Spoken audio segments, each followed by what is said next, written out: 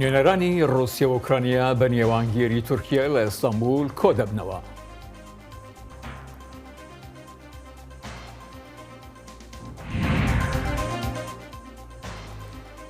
روسیا دەبێژە هێزên wan di bo yeka mezina niftê li herêma Rîvin ya Ukraynayê wêran kir.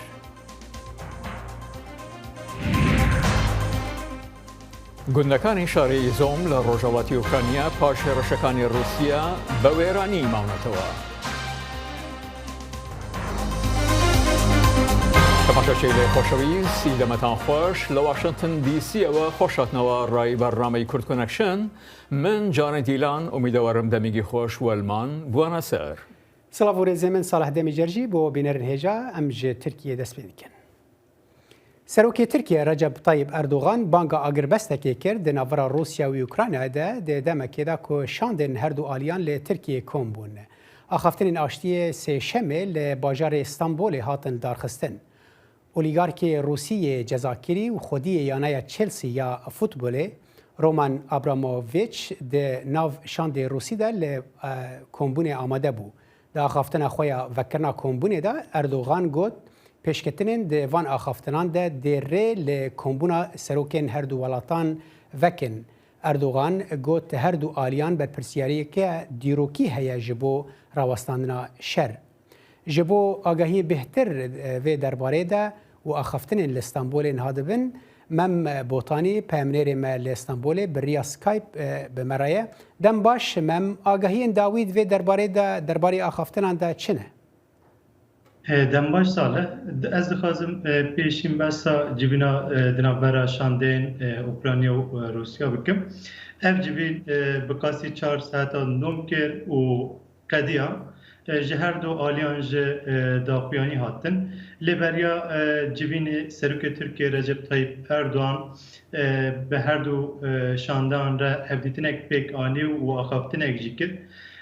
Wî da axaftina xwe de diyar kir ku ew ji ber şerê di navbera Rûsya û Ukraynayê de pir xemgîn e û wî di berdawamiya axaftina xwe de jî got ku çavê hemû cîhanê li ser vê hevdîtina li Stenbolê ku şandên Rûsya û yên Ukraynayê şêvê din hatibûn Stenbolê îro ji li taxa Beşiktaş li koşka Dolmabahçe ku ofîsa Serokê Tirkiye Recep Tayyip Erdogan li wir e hevdîtinek bi hev rekirin. Beriya wê Erdogan weke gavadê min got axaftinek kir û xemgîniya xwe anî bû ziman.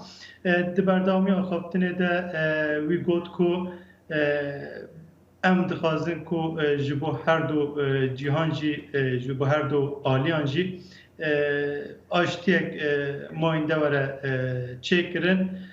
Piştî axaftinên Erdogan civînê dest pê kir û ev civîn ji medyaya re girtî pêk hat. Lê hem çavên medya Tirkiye û hem ji çavê medya cîhanî li ser vê civînê bûn. Civîn bi qasî 4 saetan dom kir û daxuyanî hem ji aliyê Ukrayna û ji aliyê Rûsyayê ve hat. Belê mem yanî medya Tirkiye di vê derbarê de behsa çi dike? Em dizanin ku Tirkiye dixwaze û gelek welatên din jî dixwazin yani em bêjin hema seranserî welatên dinyayê dixwazin ku ev şer raweste çimkî sivî tenê baca vî şerî didin. Çi tiştên em bibêjin ku di nav dest e berdest hene ku medya Tirkiye behsa wê dike di derbarê navberiya Tirkiye di van axaftinan de? Belê tevî Tirkiye endameke NATOyê jî çi siza li beramberî Rûsyayê nîşan neda, zêdetir weke nîvpêçî li nêvê de ma û wê xwest ku her tim danostandinan bi Rûsya hem danostandin bi Rûsya hem danostandin bi Ukraynayê re pêk anî. Ev civîna di navbera Rûsya û Ukraynayê de cara duyan e li Tirkiye tê kirin. Bi berdamî ev 5 hefte di navbera Rûsya û Ukraynayê de şereke dijwar diqame. Tenê hevdîtinên rû bi rû ev cara çaran e li Stenbolê ev cara çare li Stenbolê tê kirin. Weke din hevdîtinên dî du hevdîtin li Belarus ya din ji dihê Adarê beriya du hefteya لباجار أنطاليا دسای ترکیه هاتبو کرن. بله من ببور از خفتن تدبرم یعنی اردوغان گوته بو کو رنگ پیشکتن دوان کمبونان در ری وکن جبو کمبونه که ناوینا سروکن هر دو ولاتان یه روسیا و اوکراین ده دوی درباره ده چقدر گشبینی ترکیه هیا کو افرنگ افیک دبا پیکوره. بله پشتی جوین اف زیادتر خویا بو پشتی آخابتنین هر دو آلیان جبر کو جیگر وزیر دربه روسیای آخوی و گود کو ام اپراسیون آنجه ایریشن خوین لسر باجار کیف و چرنی و بدن سکناندن اوکراینیا جه حیات اوکراینیا جه داخویانی یک دو و گود کو ام دخوازم کو ترکیه جه دناف ده ولاتن وک آلمانیا فرانسا و إسرائيل ببن نيفيتشي وكا غارانتور بله خالت زلال بو من بوتاني پمنير مال اسطنبولي گلکس باس أصباش سرکوماری اوکراینیا ولادیمیر زلنسکی اولیگارکانی روسیا لنیوانیان بیلیونری روسی رومان ابراموویچ آشکارا کرد که حمایت بو اوکراینیا نردو و آمادن لیارمتیدانی ولاتک پاشار. زلنسکی وتی لالایان ابراموویچ و هندی کارفرمای تر نشانی هبوو که دلین با یارمتی بدین با کاری بکن هندی که آماده بونا پاشار لسازانوی اوکراینیا یارمتی بدن دلین آمادن پاره بدن آمادن لگواسنوی کاروبارکان با اوکراینیا. استانداری نوچه مایکولاویا لروج سشما وتی هرشکانی روسیا که با ماوی چندین هفته لجیر هێرشی سەختدایە ساختمانی حکوومەتی ناوچەکە لە شاری میلۆڤیا کە بەندەرێکی سەرەکیە و ئێران کردووە. ئۆستاندار ڤیتالی کێم لەسەر فەیسبوکەکەی نووسیوە ساختمانی بەڕێوەبەرەتی هەرێمەکە بەر تۆباران کەوتووە ئەوەتی زۆربەی ئەو کەسانی لە ناو ساختمانەکەدا بوونە بریندار نەبوونە بەڵام چەندین کەسانی سڤیل و سەربازەکان لە نیوان ئەو کەسانەدان کە بێ سەر و شوێنن. ئەو دەڵێ نیوەی ساختمانەکە ڕۆخاوە هەروەها ئۆفسەکەی ئەویش بەرکەوتووە. پیفدار وزارت بروانی روسیا ایگور کناشینکوف ایرو سهشنبه گفت که موشکین وان دبویه که مزن یا نفته لنزیکی گند کلیوان لهرما روین ویران کرد که سوتمنیج لشکرین اوکراینی را و لگندوارین کیو دابین دیکه. کناشینکوف هر وها ادعا کرد که شوابوری هزین روسی ایریش برن سر 68 آرمانجین لشکری اوکراینای و سه فروکن بفروک وان جه کار خستن. وزارت روسی هنگرتین ویدیو بلاف کرن و گوت هلیکوپترین هزین عزمانی روسی MI-28N و MI-28UB عربین لشکری هزین اوکراینی ویران کرن. شەڕی ئۆکراینیا بە شێوەیەکی زۆر چەقی بەستووە و هەردوولا کۆنتڕۆڵی شارەکان لە یەکتر دەکەنەوە. هێزەکانی ئۆکراینیا لە ڕۆژی دووشەمە شاری ترۆتسیانیست لە ڕۆژهەڵاتی ناوچەی سۆمی کۆنتڕۆڵ کردووە لە کاتێکدا خۆلێکی تری وتۆژەکان ئەمڕوو لە ئەستەمبول بەڕێوە چوو و هەروەها شەڕەکە لە ئارادایە دەیان ماشینی لەشکری ڕووسی لە نیوانیان تانک و تۆپ یان تێکشکاون و یاخود بەجێماون. گندن روجهلاتا باجار ایزوم یه اوکراینای دناو ویرانیه که مزند مانه پشتی چند هفتهیان جه ایریشن هزین روسیایی. اف گند جه دما دست پیکرنا ایریشان و دبن بمبارانه که بردوام دنه و رنشتوان جه کانال سکای نیوز را دبیجن او جه قرکرنه ده ترسن. لباجار باریوینکوف شاردار الکساندر بالو ویرانیا ده انجام ایریشان روسی ده نشانی سکای نیوز ده ل شاردار باجاری ایزوم والری مارچینکو گوت پرانیا ویرانی ده دما پفچونن ده بویه. مارچینکو روجا 13 آدارج باجر رویا و تخمین دکه که هین دورا 20,000 کس ده باجر ده دور پیشگیری مانه. لە ڕۆژی دووشەمە فرمێز بەخۆڕ لە چاوی ئەو گوندیە ئۆکراینیانەدا دەهاتە خوارەوە کە لە شەڕ هەڵاتون و گەشتونەتە شاری میکۆلایت لەسەر کەناری دەریای ڕەش. ئەو ئاوارانە بە پاسێکی تێکشکاو گەشتونەتە ناوەندی خاچی سووریە ئۆکرانی لە نیوانیان سۆفیا بۆی کۆی تەمەنەوە ساڵ و هەروەها چەندی خێزانێکی تریش لەگەڵ ئەو پاسەدا گەیشتوون. ئەم خانەوادانە بۆ ماوەی چەندین ڕۆژ لە ژێرزەمینی ماڵەکاندا خۆیان شاردبوونەوە. وەرزە چاندنیە لە ئۆکرانیا گەهشتیە دەمەکێدا کۆ عێریشên Rosyayê fişareke mezin daye ser cotkarên Ukraynayên ku xwarinê ne tenê ji bo Ukrayniyan belê dabîn dikin lê ji bo hemî cîhanê jî. Cotkarê bi navê Vasîl Pêdihînayak ji Ajansa Associated Press ra got ku her ku ber ku îsal welatê wan di nav şer de ye ew hewl didin bêhtir genimê zivistanê biçînin da ku xelkê bi xwarin bikin. Ukrayna û Rusya sê yek ji pêwîstiyên cih û genim ji cîhanê ra dabîn dikin ku welatên Rojhilata Navîn, Asya û Efrîqyayê pala xwe didin ser ji bo dabînkirina xwarinê ji milyonan kes ra.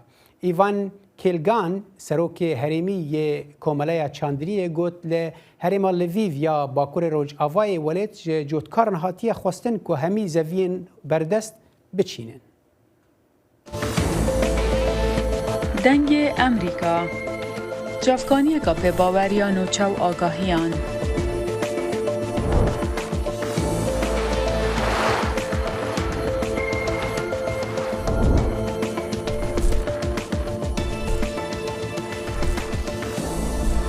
برای مالپەر و پلاتفۆرمên میدیا civakîya dengê Amerîka bala xwe bidin pêzanîn û nûçeyên cîhanê.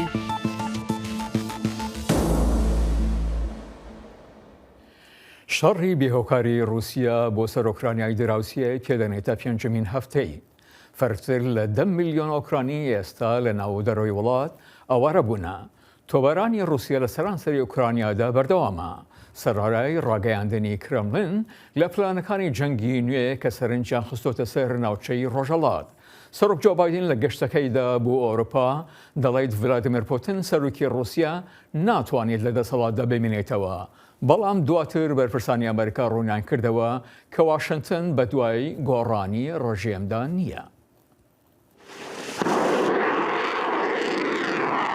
لە دەریای ڕەشەوە لە باشووری ئۆکرانیا رووسیا موشکبارانی ئۆکرانیای کرد.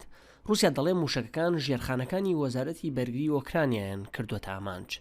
لە شاری لڤیڤ هێزەکانی ئاگرکوژێنەوەی ئۆکرانیا خەریکی کوژانەوەی ئاگری موشکەکانی رووسیان. ڕۆژی دواتر خەڵکی بۆ گەڕان بە دوای ئارامیدا ڕویان کردە کڵێسای لڤیڤ. ئەم شارە هاوسنووری پۆڵەندایە. ئەو وڵاتەی بایدن ڕۆژی یەکشەمە تیایدا گوتارێکی پێشکەش کرد.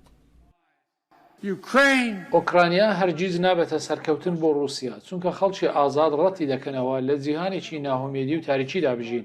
ئایندەیەکی جیاوازمان دەبێت، ئایندەیەکی گەشتر کە ڕێگی لە دیموکراسی و پرەنسیب و هیوا و ڕووناکی و شکۆمەندی ئازادی و هەلدا داکوتیوە. بۆ خاتری خوددا ئەم پیاوە ناکرێت لە دەسەڵاتدا بمێنێتەوە. گوتارەکەی سەرۆک بایدن لە دوڕۆژی گەشتێکی 4 ڕۆژە داهات بۆ ئەوروپا. لەوێ بایدن چاوی کەوت بە سەربازانی وڵاتەکەی و ئاوارەکانی ئۆکرانیا. کۆشکی سپی دواتر گوتی قسەکانی کۆتایی بایدن کە بەشێک نەبوون لە گوتارەکەی بەو واتایە نایەن ئەمریکا هەوڵی لادانی پوتین لە دەسەڵات بدات. هەر کاتێک بڵیت یان تەنانەت وەک بایدن پێشنیاری کرد کە سیاسەتەکە گۆڕینی ڕژێمە کێشەیەکی گەورە دروست دەکات. ئەم ئیدارەیە هەموو شتێکی کردووە کە لە توانایدایە بۆ ئەوەی شتەکان تەشەنە نەکەن. شتێکی زیاتر لە داواکردنی گۆڕینی ڕژێم نەماوەتەوە بۆ ئەوەی بارودۆخەکە ئاڵۆستر ببێت.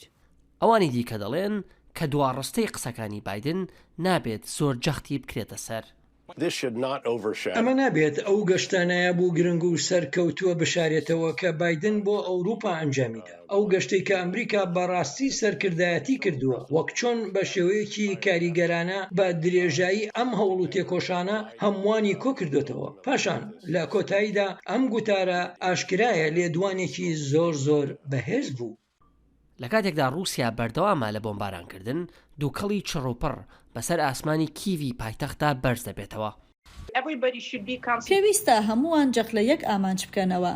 دڵنیابوون لەوەی کە ئوکرانیا خاوەنی توانایە و لە ڕووی داراییەوە جێگیرە تا بەرگری لە خۆی بکە هەتا دەگەین بە چارەسەرێکی سیاسی کە چۆن یەک پارچەی خاکی ئوکرانیا و ئاشتی بۆ دەوروبەری ئوروپا بگەڕێنینەوە.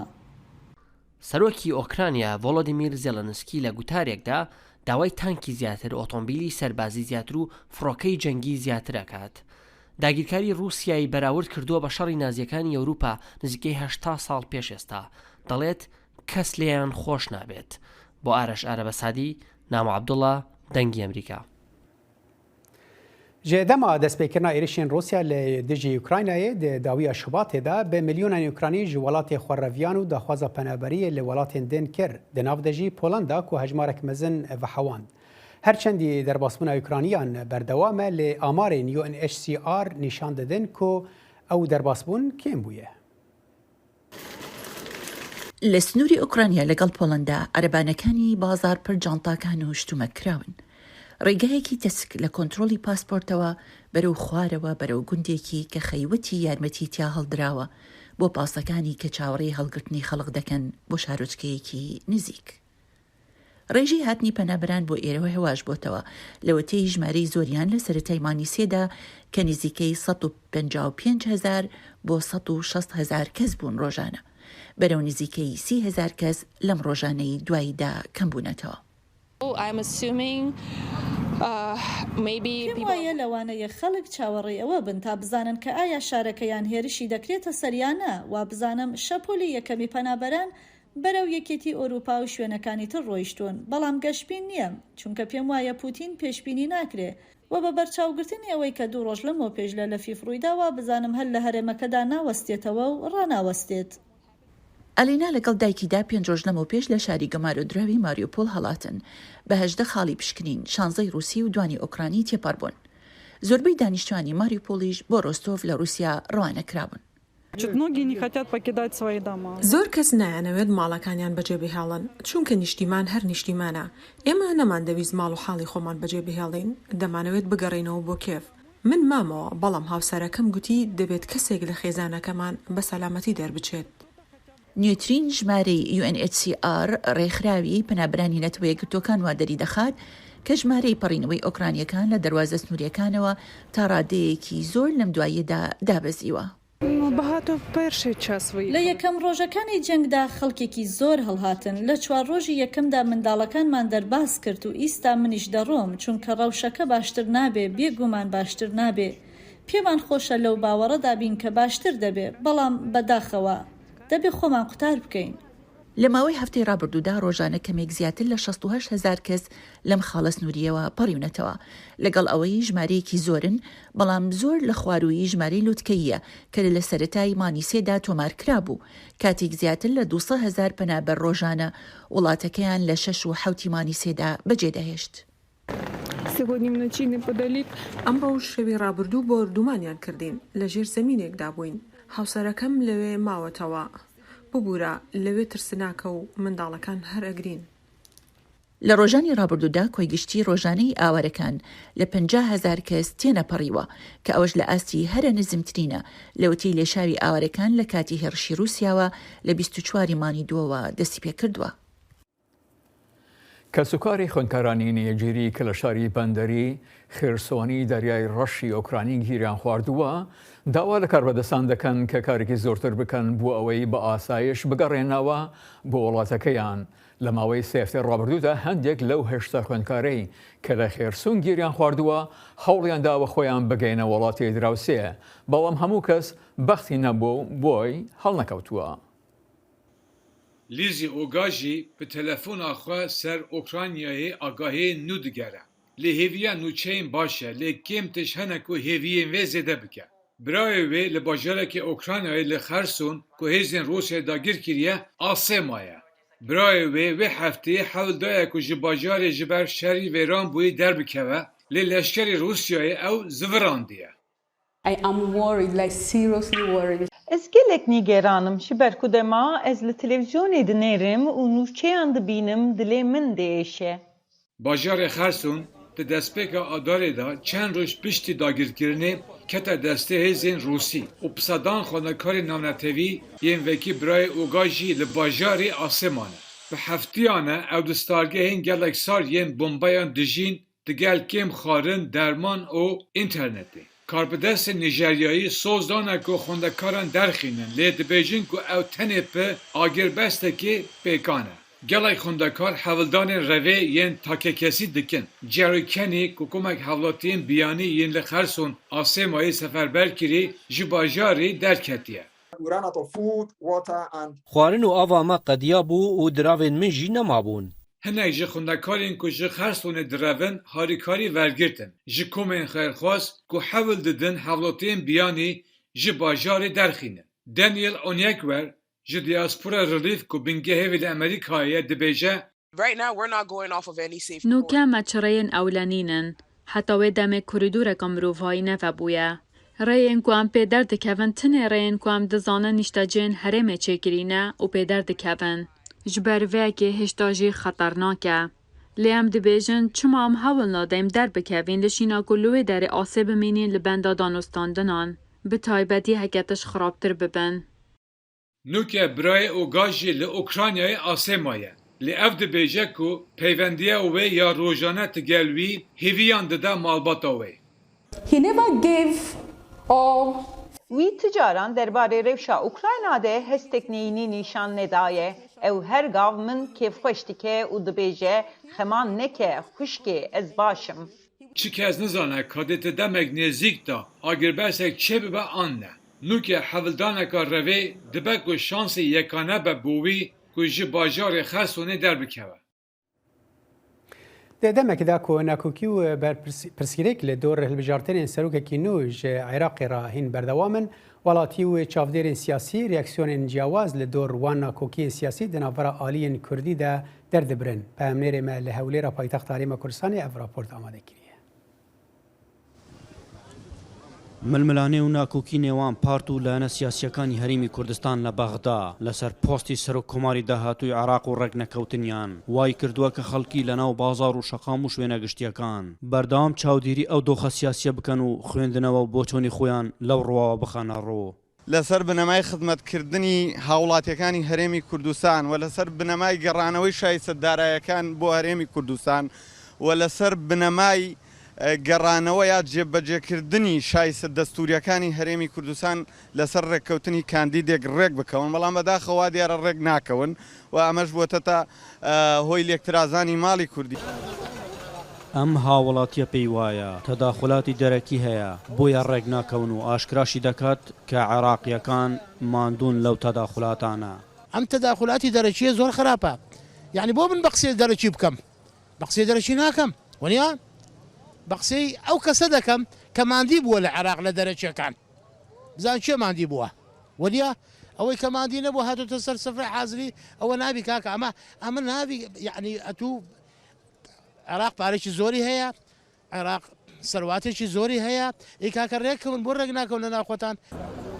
چاودێرانی سیاسی پێیان وایە کورد کێشە و پرسی گرنگتر لە پۆستی سەر و کۆماری عێراقی هەیە و تا ئێستا چارەسەر نەکراون. ئێمە کێشەی ناسنامەمان هەیە کێشەی زمانمان هەیە کێشەی خاکمان هەیە ئێمە کێشەی سەر و کۆمارمان هەیە سەر و کۆمار هەر کەسێک بێتن ئاسایی بە ئێمە گرنگەوەیە چێ لە عێراقە حکم دەکات حکمی عێراق چۆنە بەرامبەر ئێمەی کورد ئێمە داواکاریەکانی ئێمە چۆن جێبەجێ دەکەن. بەشێک لەم خەڵکەش پێی وابوو کە ڕێگنەکەوتنی لایەنە سیاسیەکانی هەرێم لەسەر پرسە ئاڵۆزەکانی نێوان خۆیان وا دەکات کە کێشەی کار و کاسبی و مۆچەیان هەبێت. ئەگەر ئەوان ڕۆژێک زووتر ڕێکەون لە بۆ ئەمە باشترێت چکە ئەگەر ئەوان ڕێک نەکەون یەکێک لەوانەی کە زەرر بەمە دەگەیتنەوە دواکەوتنی مووسێ تاوان ئەگەر مووسش دواکەوێتن بازار کەم دەبتەوە ئیشکار کەم دەبتەوە. بڕیار وایە ڕۆژی چوارشەممە پەرلەمانی عێراق لەسەر پۆستی سەرۆککۆماری داهاتووی عێراق کۆ ببێتەوە و هەڵبژاردن بۆ ئەو پۆستە بکرێت.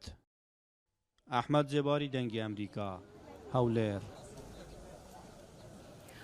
واشنطن دی سی لە کەشی چرۆی گوڵەکانە و یاخود بە چێری بلاسم ناسراوە کە جۆرەداریکە لە سەردەمانێکدا لەلایەن ژاپۆنەوە بە دیاری درابوونە ئەمریکا وەکو هێمایەک بۆ دۆسایەتی. ئەمڕۆ واشنطن زۆر ساردەوە بەم سەرمایە هاوکارمان ئاسۆ جەوار لەگەڵ بەریڤان یوسفی لە ناوچەی چێری بلاسمەوە لەگەڵماندان. ئاسۆ دەکرێت بزانین بەم سەرمایە ئەو دەوروبەرە چۆنە و تا چەند خەڵکاتون بۆ سەیران؟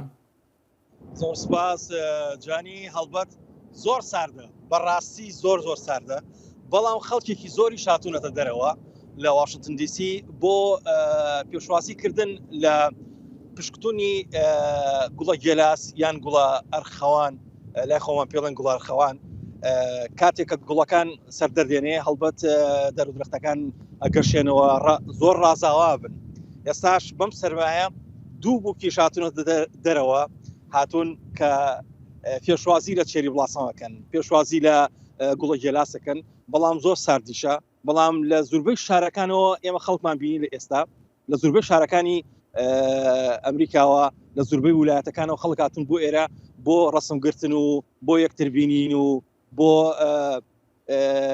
چێژوەرگرتن لەم هەموو گوڵە جوانەی کە ساکە لەم ناوە ئەوە گەشاونەتەوە بڵێ ئاسۆ زۆر جار ئەم گوڵانە بەهۆی بارانێک دەوەریان لە ڕۆژانی ڕابردوودا باران هەبوو تا چەند کاریگەری هەبوو لەسەر وەرینی گوڵەکان هەرچەند زۆر سارد بوو تۆزێکیش بەفرباری بەڵام بارانیش باری لەم چەند ڕۆژەی پێشوە بەڵام هەر گوڵەکان وەکو خۆیان ماوە ئەوەی باشە خەڵک هەر ئێوێ فریای ئەوە بکەوێت کە فریای گەشانەوەی ئەو گوڵە گێلاسانە بکەوێت بەر لەوەی باران و بەر لەوەی ڕەشەوە بیان فەوتێنە بە تایبەتی ئەمڕۆ زۆر ساردە ڕەنگە تا هەفتەی داهاتوو ئەو گوڵانە بە دارەکانەوە نەمێن ڕەنگە تۆزانی واشنگتن زۆر تێکەڵاوە لە نەتەوەی جیاواز ئەو کەسانێک کە لەو سەیارانەدان چ جۆرە کەسانێکن بڵێ هەڵبەت ئەمڕۆ کۆمەڵێکی زۆر گەشتیارمان بینی خەڵک هەبوو لە چاینەوە هاتبوو خەڵک بوو لە یابانەوە هاتبوو خەڵک بوو لە ئەوروپاوە هاتبوو خەڵک بوو لە زوربەی شارەکانی ترەوە هاتوو بە تایبەتی ویلایەتی ڤێرجینیا و میریلاند وانە هاتبوون بۆ ئێرە بە گەشتیاری چەندین تەلەبەشمان بینی کە هاتوون بۆ ئێرە کە لە قوتابخانەکانیانەوە هاتبوون بۆ پێشوازیکردن لە گەشانەوەی گوڵە گێلاس و بۆ پێشوازیکردن لەو جەوە جوانی کە دروستی کردووە ئەو گوڵە گێلاسانە لە دەوروبەری واشنگتن و ئەو شوێنە ڕازاوانی کە لێرە هەیە ئاسۆ سەرماکار سەرمایە یا باش لەگەڵایە زۆر ساردە و ڕەشەبایەکی زۆریشی لەگەڵایە بەڕاستی تەسەورمان نەکرم لە سارد بێ ئەوە بەهارە بەڵام بەڕاستی ساردە بەسە و خەڵکاتون دیارە خۆیان باش داپۆشیوە هەنێکیان خۆیان باش داپۆشیوە هەنێکی شەبینم تەنها بە تیشێرتێکەوە ڕاضاکە بەڕاستی سەیرە هەنێ بووکی شەبینم بەجلی بووکێنیەوە هاتووە بەس بەڕاستی ساردە بەس ئاس و هەرە دەوروبەری کناری ئاوەکە خەڵکۆ بنێتەوە یا بەرەولای مانەمانتەکەی واشنگتنیش خەڵک زۆر هەیە بەڵێ خەڵک زۆرە بە بەردەوامی خەڵک پیاساکەن بە دەوروبەری مۆنەمنتەکانە دواتر لای ئاوەکەوە لای ئاوەکە خەڵکێکی زۆر ڕسمەگرن هاوکات خەڵکێکی زۆر هاتو چۆکن بەڵام بەبوونی سەرماکەەوە خەڵک ناتوانێت بمێنێتەوە لە شوێنەکانە باشڕێنەوە تا بۆ ئەوی گەرم بنەوە بەڕاستی بەڵام چێژی کارمان ناسوجەوار ڕاستەخۆ لەگەڵماندا بوو لە ناوچەی چێری وڵاتمەوە زۆر سپاس هەر بژێ بەرێ کورکۆنێکشن ئایرۆ بەداوی هات هەر شاد و بەختەوەر بن ببینە خۆش.